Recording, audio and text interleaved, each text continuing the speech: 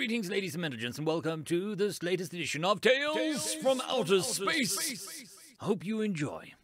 Story number 1. They gave us only one rule, written by Kaiser 5243.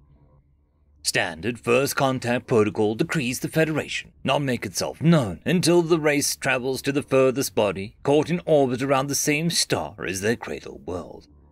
This practice allows species to practice interplanetary government and trade without outside influence, and gives them time to get their technological sea legs, to borrow the human term, to prevent too much of a deficit compared to other races' advancements. We noticed them when they reached the planet they call Saturn, and allowed them to notice us when they landed on the 13th planet from their sun. To be honest, not many of us believed that they would ever make it that far. Competition drives the human race, being both their greatest strength and weakness. Unlike every other star-faring species, humanity is not a unified front. Each planet they inhabit is mostly independent of the others, with a population broken into a dozen of independent countries and city-states. This made first contact with them arduous and complex, since instead of dealing with one government, thousands of countries had to agree on how each planet would be represented, followed by those representatives deciding on how all of humanity would present itself to us. We waited patiently for almost an Earth decade until they presented one solitary statement. Based on the information provided by the ambassadors of the Federation, each planet government will interact directly in what they believe are to be the best interests of their local population. This being stated, the free states of humanity strongly recommend the Federation amend their constitution to prevent any race from attempting to interfere with or take advantage of any and all political adversity between two or more human governing bodies. The request was odd and, since it was merely a suggestion, ultimately denied to much protest by the human ambassador. Who was this race to demand the amendment to the Federation's constitution after such a short time? Many assumed this was a ploy out of fear or desperation at the thought of being colonized or enslaved. But then we began to see what the humans described as political adversity. The human drive to compete with one another had them in a constant state of war with themselves. Countries fought other countries, both on their planet and others. Occasional planetary wars would break out between multiple worlds, and at one point all of humanity was split into two factions, starting a civil war that lasted almost 50 cycles.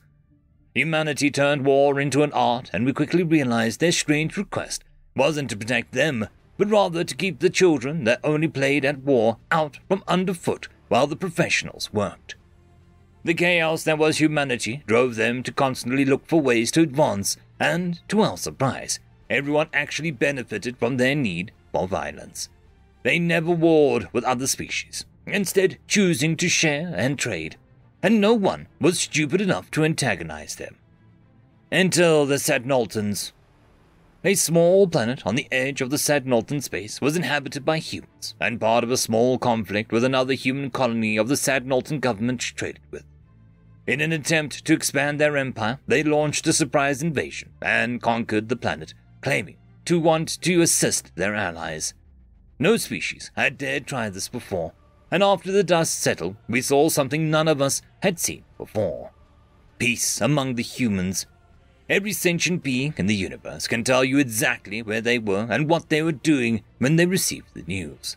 The furthest reaches of the galaxy heard the humans' weapons stop firing. The stillness fell for a single day, and by the end of the next, the Sadnoltan Empire was no more.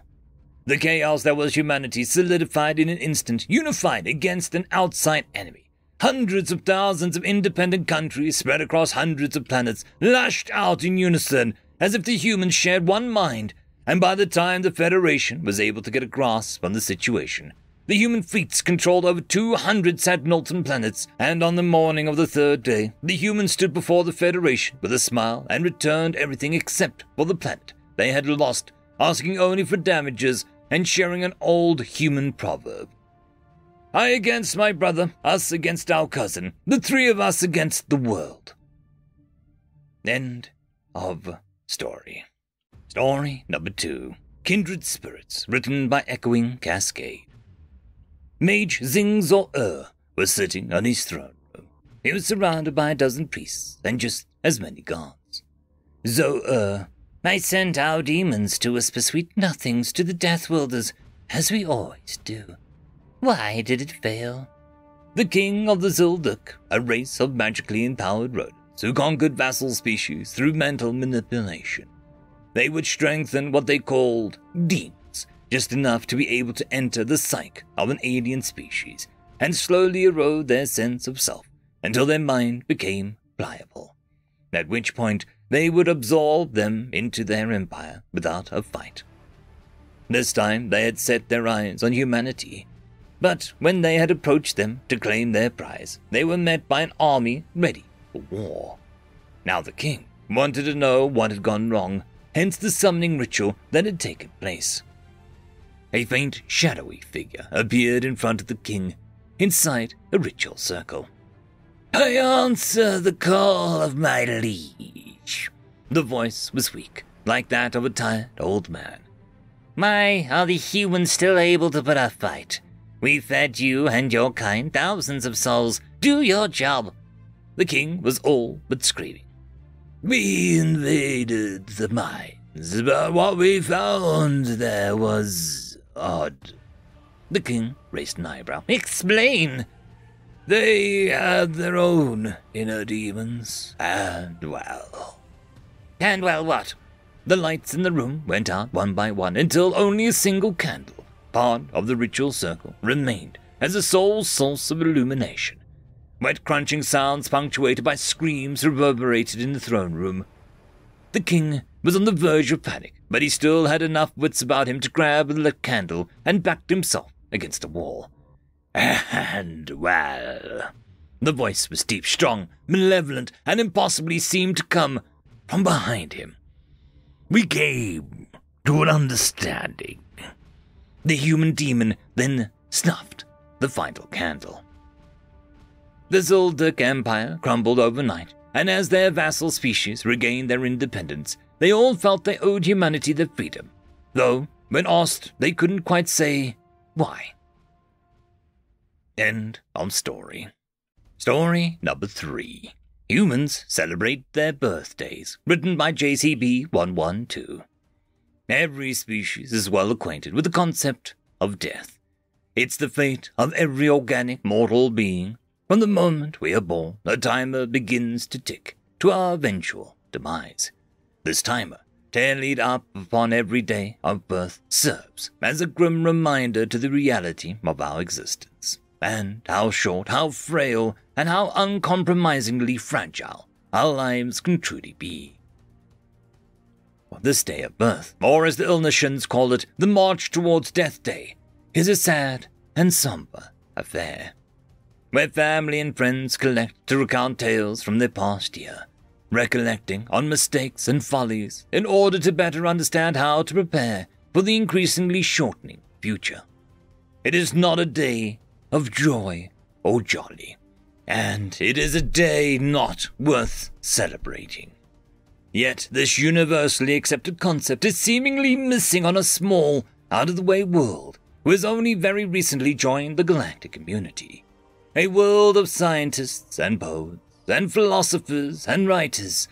A world that has fully embraced the concept of death, and instead of fearing the march towards it, seemingly celebrates it. It is a twist on the very notion of what a day of birth is. It spits in the very face of that day that we hold so close and sacrosanct to our hearts. A day of careful, purposeful, measured reflection.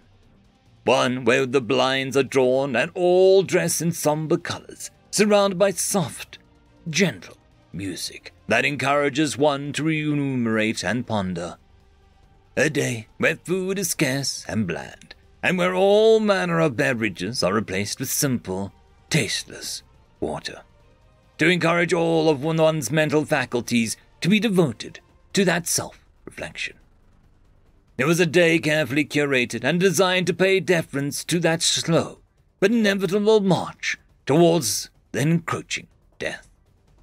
And it was certainly not meant to be a day of celebration. So you'll excuse me if I was rather baffled when I walked into my consulate's office one day only to find all my human staffers lining the walls up in bright, colourful banners, candles, and other archaic implements, all flanking a veritable banquet that all served to highlight the large cake in the very middle, the likes of which had human lettering and script spelling out the most ghastly of words reserved for the most sombre of occasion. Happy birthday, Ambassador Elnor. I was taken aback at this, indeed. I was offended for a good few minutes as they took my shock and panic in stride and sat me down in front of the cake. A pointy cone-shaped hat was soon affixed to my head, followed by a strange oral device some of them held in their hands. One that made a terrifying, high-pitched sound reminiscent of a Rantor rodent. More burning candles and flares were lit up around me as the candles atop the cake were lit up one by one, each representing the years I've spent living, and the years that I've been whittled away into nothing. Yet there was something about this atmosphere that was strangely alluring. Whether it was the jubilant spirits or the colourful decor, something about this felt uplifting in a way. In a strange, almost unexpected way, I felt a deeper sense of connection and attachment to those who, at this specific point in time, purposefully looked beyond the prospects of death and the follies of my life, who instead all shared in the spirit of celebration for what seemed like the sake of celebration, as if it was a celebration just merely being alive. Yet to celebrate a day of birth and my march towards the grave, it still felt too taboo for me to truly wrap my head around as I glared at the chief perpetrator of all of this, my human secretary, who smiled vividly. "Happy birthday, boss," the female human spoke with a certain vigor as I let out a sigh of defeat. The humans marked their march towards death with a vibrant and unrepentant celebration. They did so while seeming to be wholly indifferent to their mortality. That was what I learned from my first birthday party. They held no difference for the march towards death, and the sanctity of the day as a day of reflection. But when asked if I would come back, if I attend another such celebration, I only had one answer. Yes. End of story. I would quickly like to thank our Tier 5 patrons and channel members: Casper Arnholt, Cam Maxwell, it's difficult to pronounce, Lord Arishakal, Dragzoon WRE, and Arcadian. Thank you very much.